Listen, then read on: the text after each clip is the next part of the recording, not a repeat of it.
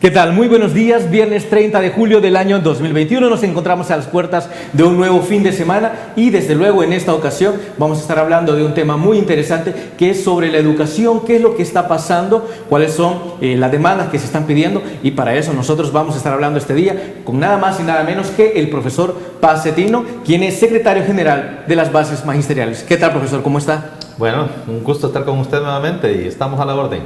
Verdaderamente encantado de tenerlo por acá. Y voy con la primera pregunta para abrir este programa, para que vayamos entrando en materia, y es, ¿qué es lo que se hizo o cómo fue afectada la educación pública al inicio de la pandemia? Bueno, yo creo que no solo en nuestro país, sino en el mundo entero. Los enfoques de atención a la educación en el mundo y particularmente en nuestro país es un enfoque esencialmente presencial. Entonces, salir de ese enfoque esencialmente presencial y pasar a un enfoque a distancia o virtual cuando las condiciones de conectividad, de tecnología son casi nulas, sí. Fue una verdadera odisea, fue una situación traumática para muchos. A medida que fueron pasando los días, a falta de computadoras en casa, de conexión a internet, empezamos a buscar las estrategias más factibles, ¿verdad? Y ahí surgió el WhatsApp. Esa fue como la estrategia y sigue siendo la estrategia que nos permite comunicarnos a los profesores con la mayoría de padres de familia y de alumnos mismos. Y esto está a su criterio, ¿ha estado funcionando? ¿Se han visto buenos resultados de pasar al ámbito virtual? Bueno, como esto se vinieron creando nuevas estrategias. Iniciamos esencialmente de esa manera. El Ministerio de Educación fue también ampliando sus plataformas de atención. Recuerden ustedes, pasamos a tener la teleclase, la radioclase y todo eso. Se fue sumando como estrategias que le permitían a los estudiantes que no tenían conectividad, pues de una u otra manera accesar a los procesos, a las guías didácticas. En ese sentido fue caminando, se incorporaron nuevamente, últimamente se han incorporado ya un poco más tecnología, computadoras a los estudiantes, especialmente a los estudiantes del nivel medio. Bueno, ahorita están recibiendo ya alumnos de básica. Pero eso ha sido una situación bastante difícil de atenderla, precisamente porque no es tanto un problema de que no se tenga la tecnología, porque hay lugares donde puede tener conectividad y tecnología, pero no se puede manejar adecuadamente. O sea, no somos un sistema educativo que ha venido formando a los estudiantes de manera virtual. Entonces, hemos sido ensayo-error, como dice, ensayo-error.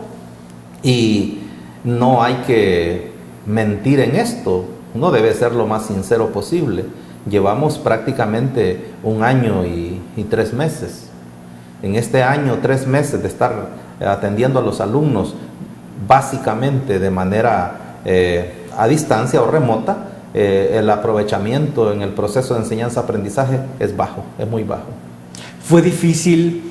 Que la pregunta puede ser bastante obvia y creo que la respuesta también, pero ¿qué tan difícil fue tanto para los estudiantes adaptarse a esta nueva modalidad?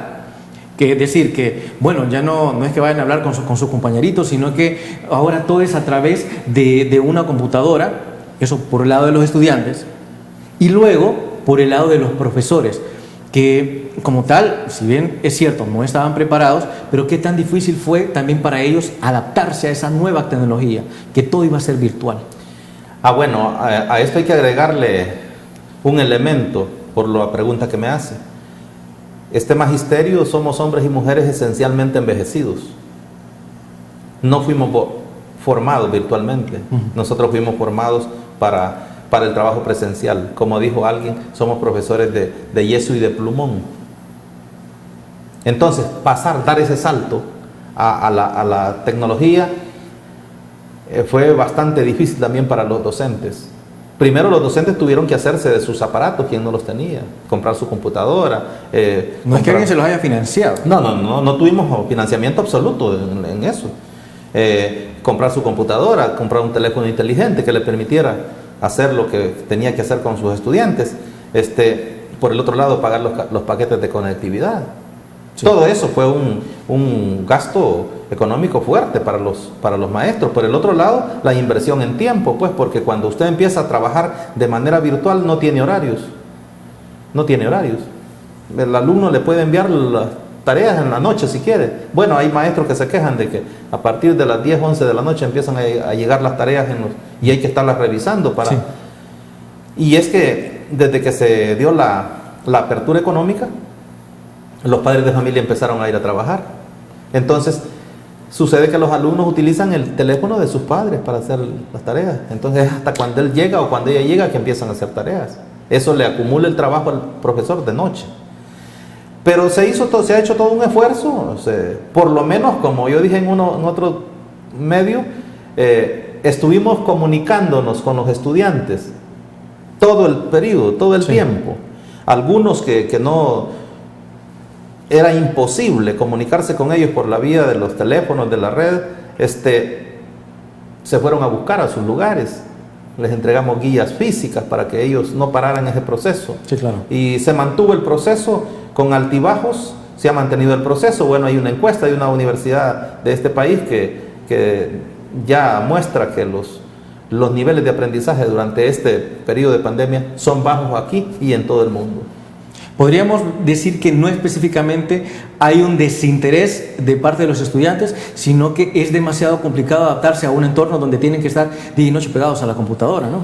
A ver, usted y yo hemos sido estudiantes y la vida de estudiante siempre ha sido como una especie de camisa de fuerza. Sí. ¿Te recuerdas cuando el profesor quería que usted hiciera todas las cosas y usted tratando de evadir las cosas? Claro. Que había las responsabilidades educativas.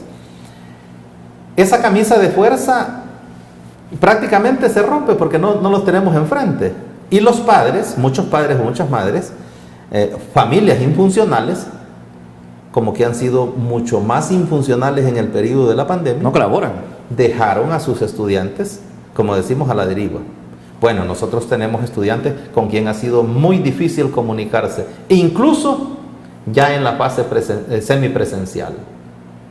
No llegan a las escuelas, pero usted los ve que andan en las canchas de fútbol, en los centros comerciales. Entonces, pareciera que no hay una responsabilidad tal del padre de familia. Usted le pregunta por qué no me lo envía a la escuela y dice porque tiene temor que se vaya a infectar con el virus. Sí, pero anda en la calle, no tiene ningún control de que el estudiante esté ahí. Entonces, es difícil la situación. Esa camisa de fuerza entre que yo quiero que hagas muchas cosas para que seas mejor hombre, mejor mujer, mejor profesional en lo sucesivo, prácticamente es difícil ahora por la distancia que tenemos. Sí. Bueno, muchos jóvenes, jovencitas, hay que decirlo, durante la pandemia ya son madres. Es increíble, ya son madres. 14 años, 15 años, 12 años. Es increíble. Sí. Cuando uno dice, bueno, eso no sucedía cuando los teníamos en la escuela, porque de otra manera estábamos nosotros insistiendo en el valor y el antivalor. Pero nos falló más la familia. Sí. Bueno, en el propio pico de la pandemia, alguien acá sacó una encuesta y un estudio dijo que hubieron mucho más niños maltratados en ese periodo que estaban en casa que cuando estaban en la escuela. Sí. Hombre, quiere decir que hay mucho más familias que no quieren a sus hijos y que la familia hace mejor papel en todo ese proceso que la escuela hace mejor papel que la familia. Y eso evidentemente, tras que es difícil adaptarse a un contexto virtual, pues esos problemas familiares, ¿no? Reducen la capacidad de atención de los estudiantes, porque tienen que estar lidiando con eso en casa. Y hay que tomar otro elemento que hay que considerarlo. La escuela pública atiende a los jóvenes de los estratos económicos más bajos, estratos sociales y económicos más bajos. Por consiguiente, tener un teléfono inteligente en muchos de esos hogares no es tan fácil. Sí. No es tan fácil. Nosotros hemos recibido ya llamadas con estos mensajes. Ya mi hijo o mi hija no va a continuar mandando guías porque se nos arruinó el teléfono y no tenemos para comprar. no vamos a poder ya mandar trabajos. Eso ha contribuido a la deserción escolar. Eso ha permitido que muchos alumnos estén matriculados formalmente, pero de hecho ellos no están haciendo absolutamente nada. Eso ha complicado el proceso. Pero así es, en toda pandemia, y como nosotros lo decimos en las escuelas, uno en el corto paso por esta vida debe estar claro, preparado psicológicamente, que en esta vida no todo el tiempo vamos a vivir bien, no todo el tiempo vamos a tener salud, no todo el tiempo vamos a tener los medios económicos para pasar, o de seguridad, sino que van a haber momentos difíciles, y esta pandemia es uno de esos momentos difíciles. Ok, ahora bien, con la modalidad semipresencial, digamos, saquemos a los estudiantes que de repente no van o simplemente se van para otro lado y sus padres creen que están en la escuela.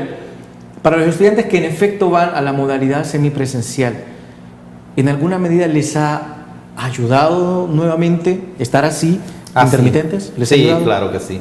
Sí, es que acuérdese de que uno en la calidad de estudiante no solo aprende del proceso que le desarrolla el profesor o los profesores. El proceso de socialización también. Es que el proceso de socialización es el que más lo alimenta a uno. Y usted no tiene idea la convivencia de los muchachos o de los niños. El día que se vieron, que llegaron por primera vez a la escuela, si todos querían abrazarse, todos querían darse agarrando las manos. Sí. El problema es que uno también los mantenía un poco. Hoy han perdido un poco el miedo y se acercan más. Pero ese proceso de socialización, psicológicamente hablando, es determinante para la formación del niño o del estudiante, sí, del joven. Es algo, yo le he dicho en varias oportunidades, puede aparecer el aparato tecnológico más sofisticado, ¿verdad? El robot, si se quiere, más sofisticado, pero va a ser insustituible a un maestro. Claro, los maestros no se pueden sustituir. Claro. Pero el ser humano siempre va a ser la un ser parte sociable, afectiva, claro, sí, por todo excelencia. eso. Ahora, profesor, se abre el debate entre la ciudadanía si esencialmente en esos meses anteriores era lo adecuado comenzar con las clases semipresenciales a estas alturas de la pandemia. 1. Y 2, hay un debate sobre si en efecto es mejor ya hacerlo 100% presencial o todavía no es el momento. Todos los países del mundo han llevado este proceso con el método ensayo-error. Nosotros recordamos cómo Italia fue uno de los primeros países que dijo alumnos adentro, si no me equivoco, y llegan los estudiantes y es cuando el virus se desbordó y bueno, murieron mucho más gentes. Vuelve a cerrar y cierra. Entonces, aquí se hizo una medida un poco parecida, nada más que aquí se dejó a opción del padre de familia o de la madre de familia si lo enviaba o no lo enviaba. Aquí hay una caracterización con estos funcionarios, con los actuales funcionarios del Ministerio de Educación, que lo voy a reiterar. Ellos son poco dados a consultar con los maestros que estamos en el terreno. Claro. Y eso los hace tomar algunas decisiones que no son las mejores, porque usted cuando deja a opción al padre de familia, usted lo que está haciendo es condenando al niño o a la niña o al joven de esa familia infuncional, lo está condenando a no ir a la escuela. Entonces, si a nosotros nos hubiesen consultado, nosotros hubiésemos dicho, ok, de acuerdo, vamos a llamar a los estudiantes por grupos, pero que todos tengan la oportunidad de pasar a la escuela. Todos. Y eso es algo que no se planificó. Eso no se planificó, se dejó a excepción, a discreción, de los padres de familia. Ahí está que hay alumnos, bueno, los alumnos que están llegando a la fase semipresencial están aprovechando el tiempo, están recuperando mucho de las cosas que perdieron el año pasado. Pero hay alumnos que no han llegado en todo este periodo. ¿Y qué va a pasar con ellos, no? Ahora se nos viene el virus, nuevamente rebrota, y hoy estamos en una condición muy difícil, ya cerrando algunas escuelas. Claro. Yo tenía conocimiento que el día de ayer en Santa Rosa de Lima se habían cerrado ya 2 instituciones educativas. Entonces la situación es complicada. Mejor hubiésemos determinado que los alumnos número 1 iban a ir el día lunes, los número 2 iban a ir el día martes, los número 3 iban a ir el miércoles, y de esa manera usted tenía todos los alumnos en la escuela, tratando de recuperarse. Bueno, profesor, vamos a continuar hablando de esto, pero les comento que no sin antes ir a nuestra primera pausa comercial, así que por favor no nos cambie porque ya volvemos.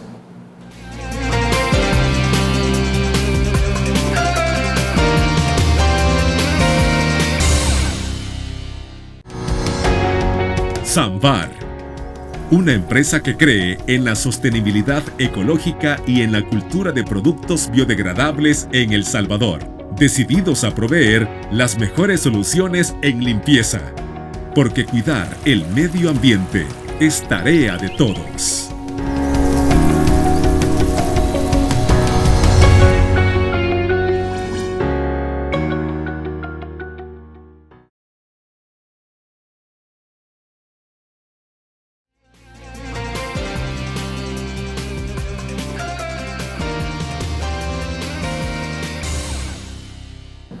Continuamos con su programa Enfoque, donde estamos hablando con el profesor Pacetino, quien es secretario general de las bases magisteriales, y nosotros estamos comentando sobre qué está pasando con la educación en El Salvador en el periodo pandemia. Ahora también, lo que estábamos comentando sobre cómo los estudiantes se han ido adaptando, y que una buena idea sería como tal que los estudiantes fueran por grupos, como decíamos en el bloque anterior, pero entiendo que esto no se ha hecho. Ahora, me encantaría saber, ¿será que esto a corto plazo, y bueno, ya que nos quedan cuántos meses, que tres meses más o menos del periodo escolar, ¿será que esto para el año 2022 ya se puede volver a hacer como en grupos, o ya de una sola vez será presencial? ¿Qué es lo que vemos a futuro? Bueno, nosotros los maestros que estamos en las escuelas esperaríamos que para el próximo año exista una planificación, primero un poco más colegiada con nosotros. Sí. Por parte de los funcionarios, que se abran un poco al diálogo, al debate. Estamos a punto de tener quizás 1,5 millones de personas inmunizadas totalmente. Implicaría que al final del mes de agosto estaríamos quizás a punto de tener los 2 millones. Yo muy personalmente he creído que con 2 millones de personas inmunizadas totalmente, se podría hacer una planificación diferente en el Ministerio de Educación. Claro, el año escolar va avanzando, los alumnos que no le han asistido no le van a asistir. Yo creo que es preferible hacer una planificación un poco más colegiada, más desarrollada, más consensada con los maestros de cara al año 2022. Bien. Si bien es cierto que la pandemia hizo retroceder a la educación pública, me encantaría saber cuál es la calidad de ella en este instante, número 1, y número 2, qué es lo que se está aprendiendo de la pandemia, porque imagino como tal que el sector público tiene que transformarse, tiene que reformarse totalmente para ya una nueva apertura, cuando ya en efecto sea 100% presencial todo, porque no puede ser igual que antes de la pandemia. Bueno, ¿en qué se tiene que mejorar? La educación pública ha sido bastante deficitaria en este país. Nosotros los maestros cometeríamos un error en decir de que es lo contrario. Sí.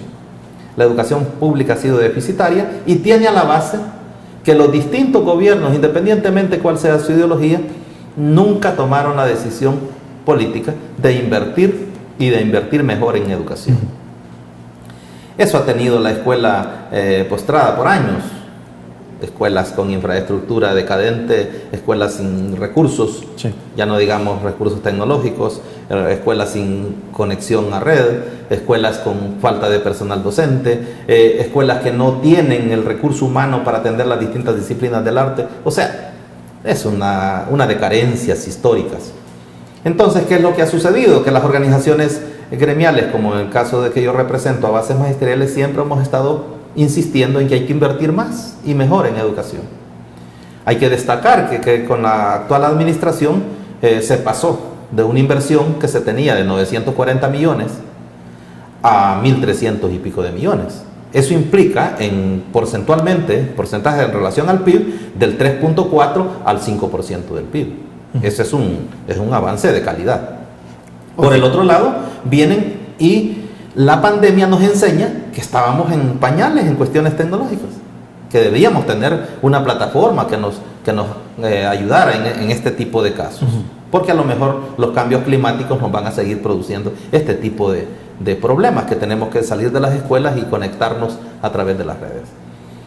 En ese sentido, la pandemia puso al descubierto que estos sistemas educativos deben de transitar más a la parte tecnológica, y eso es lo que está haciendo el gobierno, o sea, entregando las computadoras. Entiendo que trabajan en un servicio gratuito, accesible a red para los estudiantes, y eso es lo que se aprende de estas lecciones así lastimosamente crueles para la humanidad, ¿verdad? Con muchas vidas, con costos de vidas y todo eso. Entonces se avanza en esa dirección. Ahora, eso no es todo. Eso no es todo. Para que la educación en este país en realidad avance, este gobierno, hablo de este gobierno por el que claro. por ser el que administra en este momento, tiene que tomar varias decisiones, tal cual se lo hemos dicho a la ministra de Educación. Uno, tiene el Estado de El Salvador que asumir la formación docente.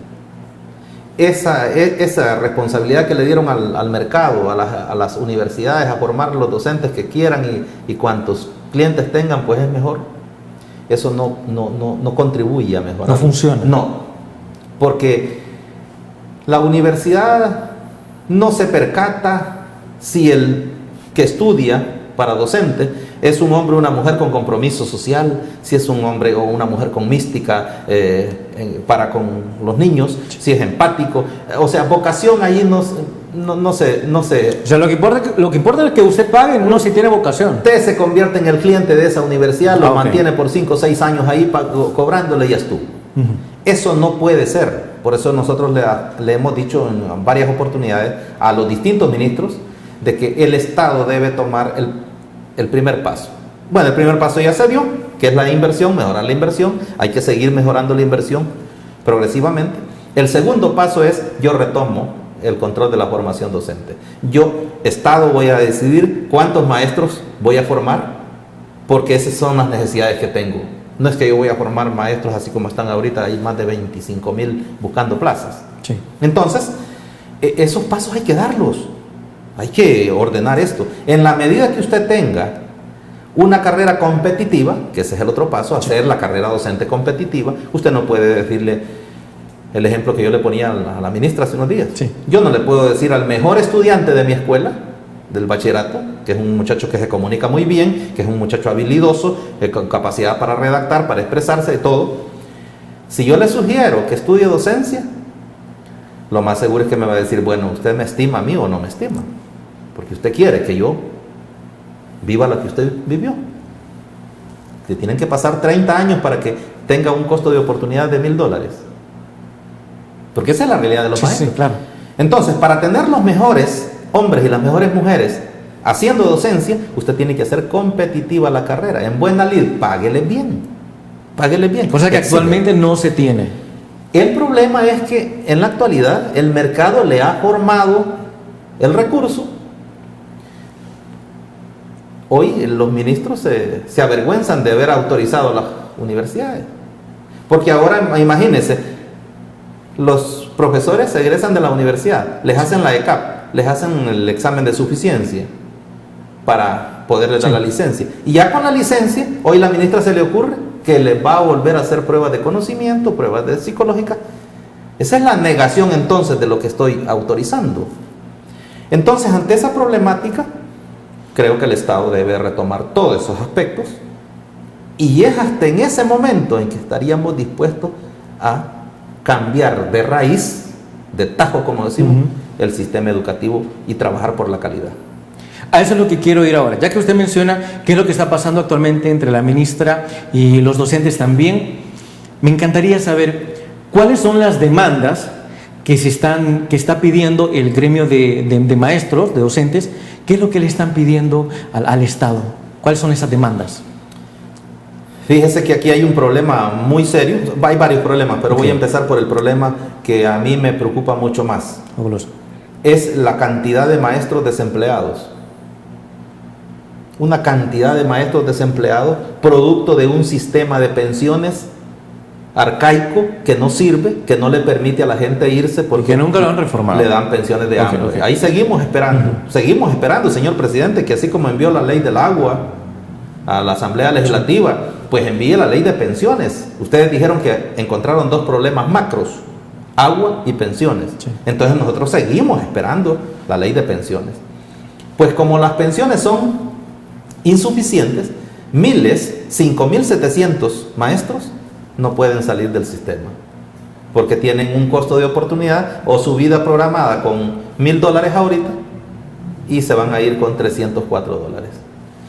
Eso, que los maestros no salgan, no permiten que los nuevos o los jóvenes entren, y ahí se hace como decimos, un problema de orden social, que es una presión por empleo. ¿La demanda es mayor que la oferta? Claro que sí, claro que sí. Entonces, ¿qué es lo que sucede? Ese problema debe solucionarse, pero no se debe solucionar con el decreto 69 que peticionó la ministra de Educación. No se puede solucionar de esa manera. ¿Qué es lo que se le ocurrió? Como yo dije, como todo buen capitalista, si yo necesito 50 trabajadores, abro la puerta y veo que en la cola hay 200, entonces me invento los coladores más finos. Es lo que hizo la ministra. Sucede que las plazas se han estado otorgando de acuerdo a la especialidad en el cargo, a la especialidad que va a ir a desempeñar el profesor. Si es uno de matemáticas, pues voy a mandar uno de matemáticas. 2, el más antiguo en graduación, porque si no, esto va a ser un fraude, esa profesión va a ser un fraude. El más antiguo en graduación. Y 3, la residencia donde vive el profesor. Con esos 3 elementos se determinaba a quién le correspondía una plaza. Pues hoy se le ocurre que como hay 20,000 en la cola, les va a hacer pruebas de conocimiento, les va a hacer pruebas psicológicas, y lo más irónico es creer que nosotros en plena pandemia estamos equilibrados psicológicamente y que los profesores deben estar equilibrados. Pero mire qué contradictorio, porque a los profesores nos mandan a que trabajemos la parte emocional de los niños, ¿sí? Entonces se les van a hacer todo ese tipo de pruebas y se les inventan una cantidad de requisitos. Tiene que presentar solvencia de policía, tiene que presentar solvencia de procuraduría, antecedentes penales, y uno se pregunta, ¿y si usted no tiene trabajo? Si usted no tiene trabajo y procreó un niño, ¿cómo va a estar solvente usted si no tiene trabajo? ¿Cómo le va a estar ayudando? ¿Cómo va a tener prueba de que le está ayudando si usted está desempleado? Entonces, ese es un problema de los más serios que tiene la ministra de Educación y de los peor tratados, a mi entender. Ella nunca debió sacar ese decreto, porque nosotros, las organizaciones, habíamos hecho todo un esfuerzo para reformar la ley de la carrera docente, y ya la habíamos reformado. Sí. Ya estaba reformada, para ir resolviendo el problema de ingreso de manera ordenada. Ahora hay una incertidumbre en los jóvenes. ¿Quién va a ganar? Bueno, y para cerrar con broche de oro esto, le quita las atribuciones al tribunal y va a ser el Ministerio de Educación el que se va a convertir en el que va a seleccionar a los profesores, cuando la ley contiene un organismo que se llama Tribunal Calificador. Y si bien es cierto que nosotros sabemos que eso está cuestionadísimo porque los políticos lo han utilizado mal, nosotros le dijimos que cambiara la gente para que sea el tribunal y no romper la institucionalidad. Okay. Bueno, evidentemente vamos a seguir hablando de este tema, y a nosotros nos corresponde ir a nuestra siguiente pausa comercial, así que por favor no nos cambie, que ya volvemos.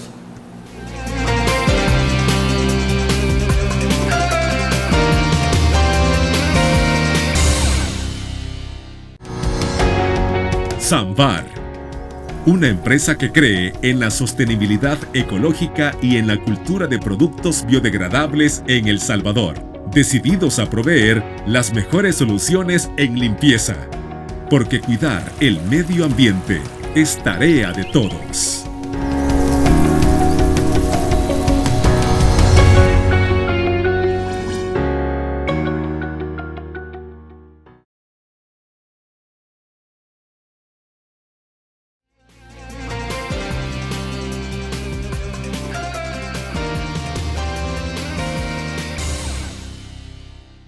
Continuamos con su programa Enfoque, hablando con el profesor Pacetino sobre cómo está la educación pública en El Salvador en el periodo pandemia.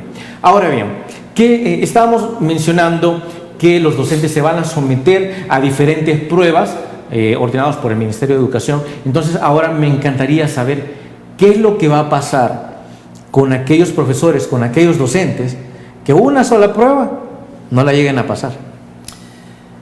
Va a ser mucho más grande la frustración que existe en miles de profesores, porque aquí lo que sucede es que las universidades están formando sin importarles si realmente están las oportunidades para ellos allá. Sí.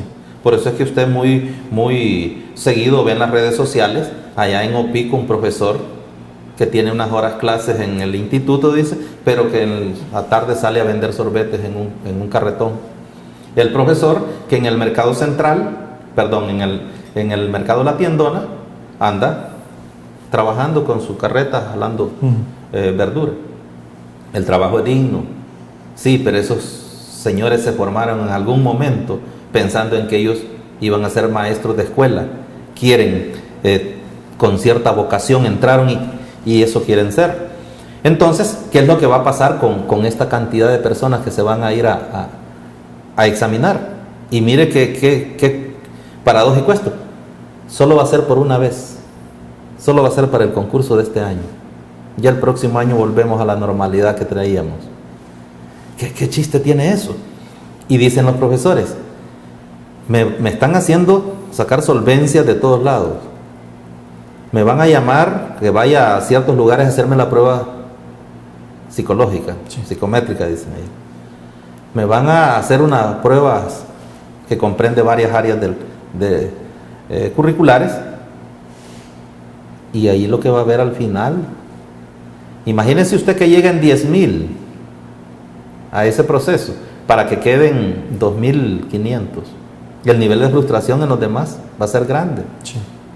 Por eso nosotros les decíamos a los maestros, y lo voy a hacer así a título personal, si de mí dependiera, si yo estuviera en esa condición de desempleo, yo no me someto a un proceso de esos. Es muy humillante y es iniciar mal la carrera, es dejarse, como decimos, es que nosotros tenemos dignidad. Sí. Y ningún funcionario, por muy alto que sea el nivel que tenga, puede humillarme a mí.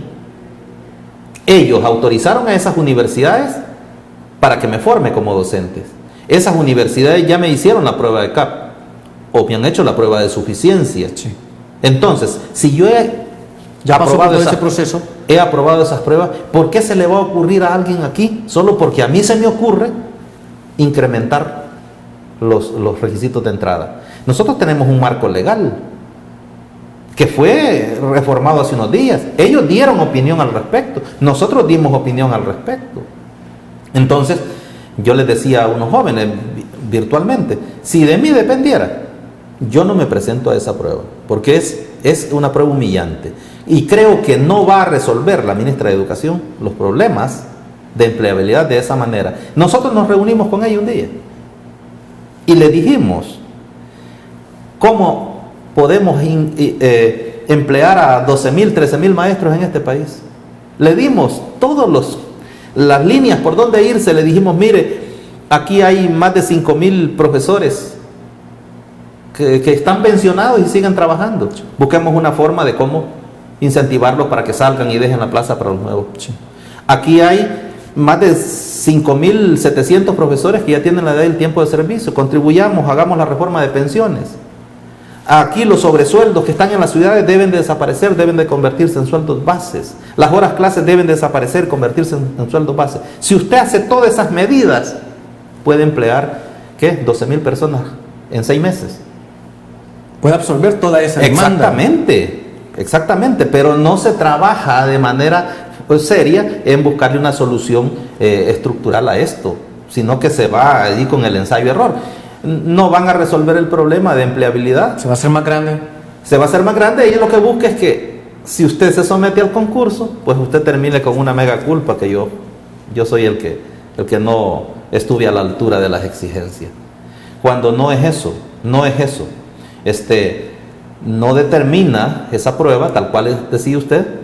Ajá, ¿y qué tal si un profesor ha demostrado en el aula en estos últimos tiempos, que he estado trabajando como ha demostrado interino. capacidad, ¿Cómo se llama? Empatía con los niños, vocación mística de trabajo, porque pedagogía eso pura. es lo que determina. Y no pasa la prueba psicológica, o no pasa la prueba de conocimientos. Y es probable, amigo, que en la prueba de conocimientos sea la más...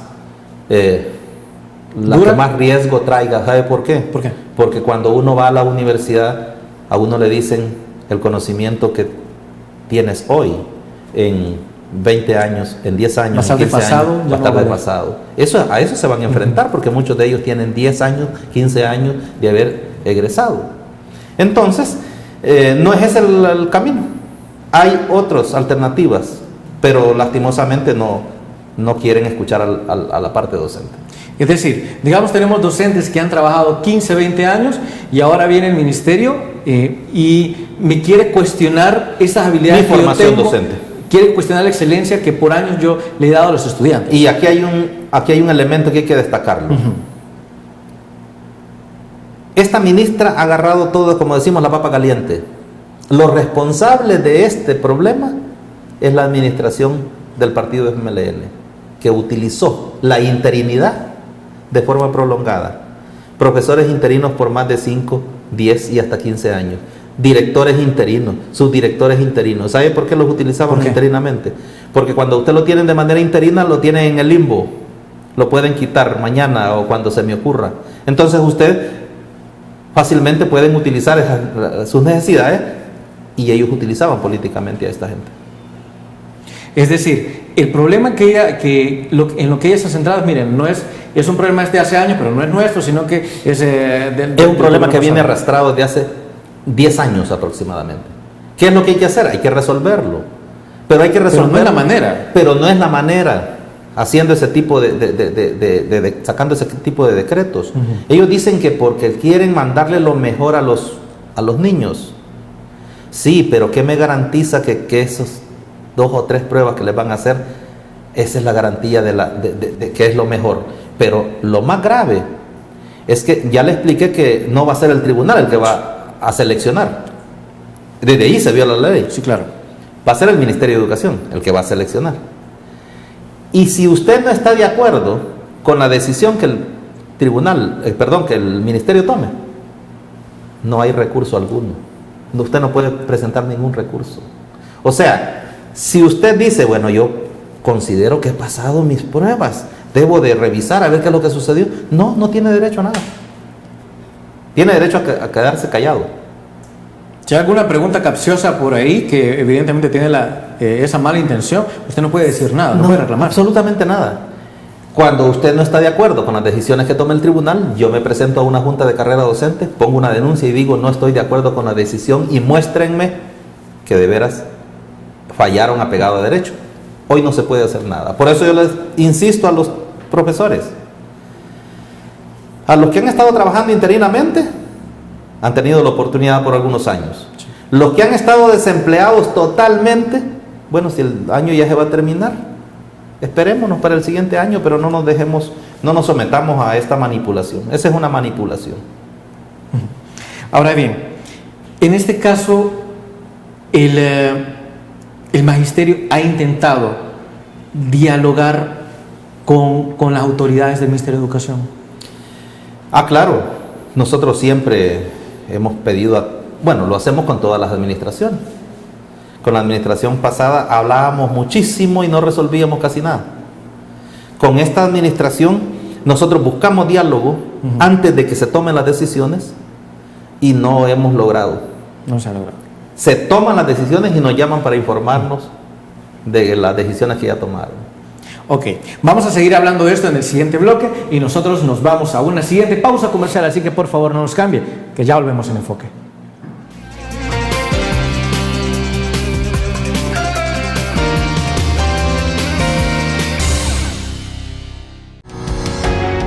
Samvar, una empresa que cree en la sostenibilidad ecológica y en la cultura de productos biodegradables en El Salvador, decididos a proveer las mejores soluciones en limpieza, porque cuidar el medio ambiente es tarea de todos.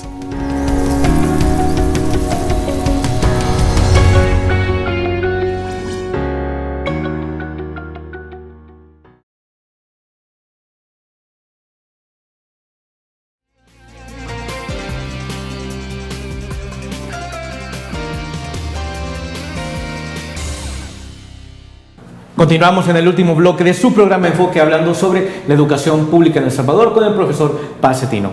Estábamos hablando en el bloque anterior sobre si se habían dado esos diálogos entre el magisterio y el Ministerio de Educación como tal, entre el sector de maestros. ¿Se habían conseguido resultados? Me estaba comentando. ¿Han escuchado ellos algo?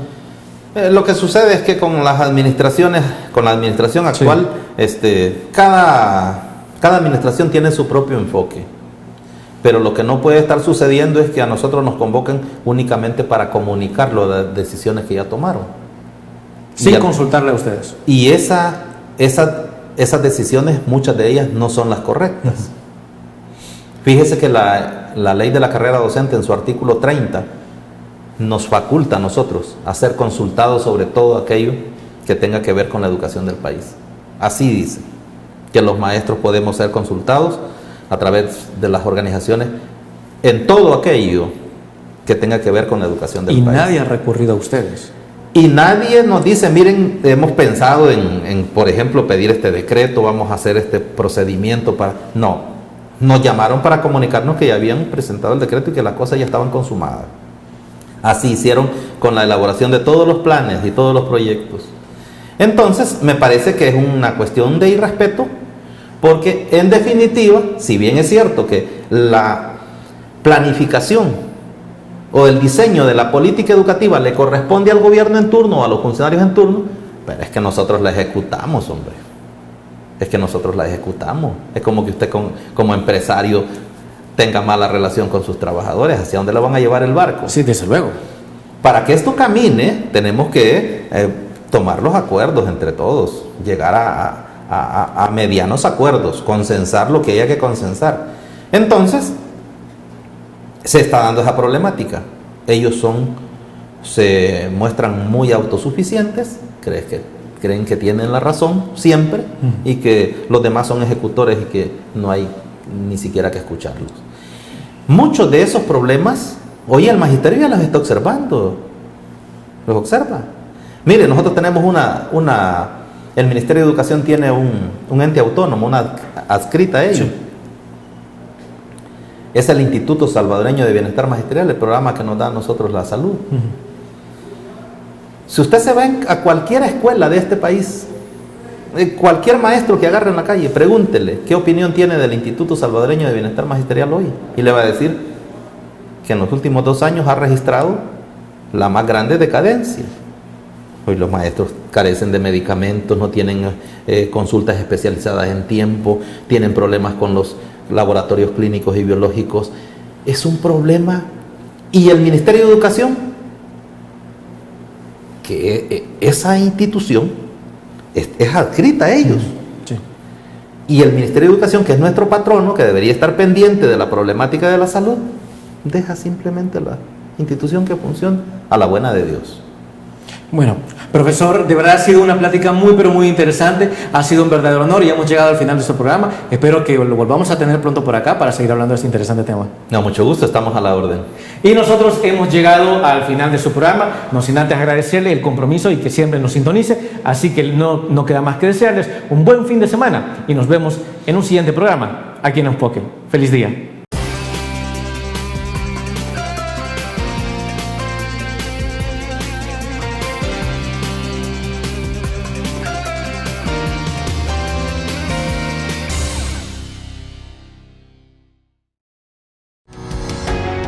Samvar, una empresa que cree en la sostenibilidad ecológica y en la cultura de productos biodegradables en El Salvador, decididos a proveer las mejores soluciones en limpieza, porque cuidar el medio ambiente es tarea de todos.